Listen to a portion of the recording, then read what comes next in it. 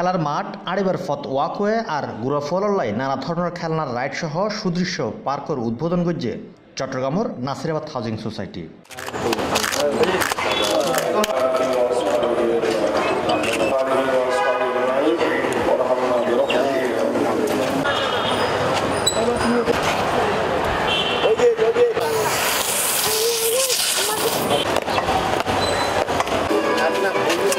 মোবাইলটা দিলেন তো হাতটা তুলে।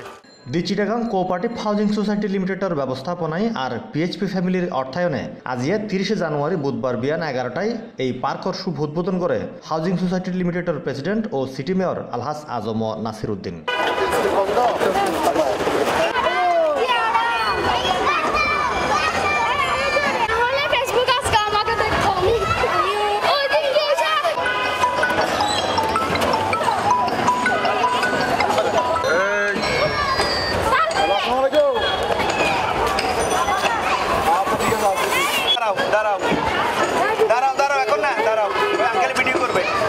পরে মেয়র পার্কর নানা দিক ঘুরি চাই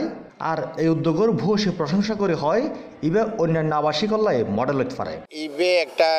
দৃষ্টান্ত হইতাইব এবং ইবে যাই এনে অন্যরাও উৎসাহিত হইব এবং ব্যাকুনি চাইব যে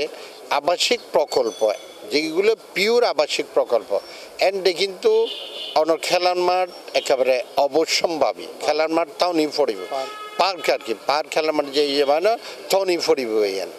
উন্মুক্ত একটা জায়গা নির্ধারিত আছে নইলেই আবাসিক এলাকা হিসেবে ঘনভাবে অনুমোদন পাইত না। সিপ্লাসের এক প্রশ্নের জবাবে নগর ফিতা হয় ব্যাক আবাসিকত সিডিএ প্ল্যানত খেলার মাঠ থাইবার পরেও বেদাহ লই জন্য মাঠগিন উদ্ধার করিবার লাই নগরবাসী সহায়তা চাইলে ফাঁসে তাইব সিটি কর্পোরেশন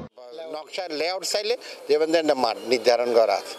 দেখা যাবে যে মাটি হয়তো লোবোধ ফরি হইব ঘনভাবে ইতারা এবারে ব্যাহাত বুঝি বা এবারে ওই আবাসিক বাণিজ্যিক প্রতিষ্ঠান হিসাবে গড়ে উঠি বা আবাসিক প্রতিষ্ঠান হিসাবে গড়ে উঠি কিন্তু লেআউট অরিজিনাল লেআউট সাইমানদের নির্ধারণ করা আছে এখন পার তো আমরা মনে করি যে গিন কুজি বাইর করি পুনরুদ্ধার করানো উচিত আই তো হইম যে গিন উদ্ধার করা কেউ যদি আমরা তো সহায়তা লইতে চাই ফার্জম ই বললে যে হইল উন্নয়ন কর্তৃপক্ষ চট্টগ্রাম উন্নয়ন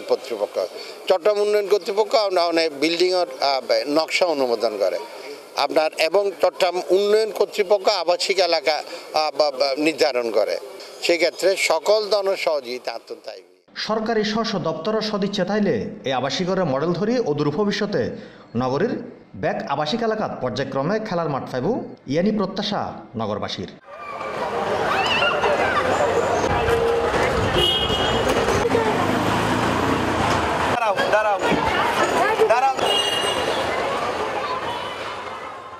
Chowdhury Rasel, C plus TV.